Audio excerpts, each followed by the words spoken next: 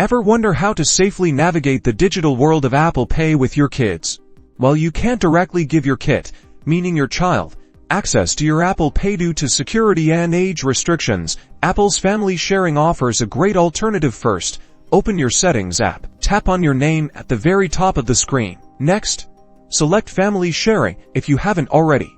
Set up family sharing by following the on-screen instructions. This will allow you to add your child to your family group. Now, let's focus on Apple Cash Family.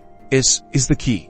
With Apple Cash Family, you can set up an Apple Cash account for your child, managed through your own Apple Cash. You, as the parent, can control spending limits and monitor transactions. Your child gets the convenience of Apple Pay, and you get peace of mind knowing you can oversee their spending. Remember, it's important to talk to your kids about responsible spending habits and online safety. Apple Cash Family isn't about unlimited access. It's about teaching financial literacy in a safe and controlled environment. That's it. You've successfully navigated the world of Apple Pay for your family. Be sure to like and subscribe for more helpful tips.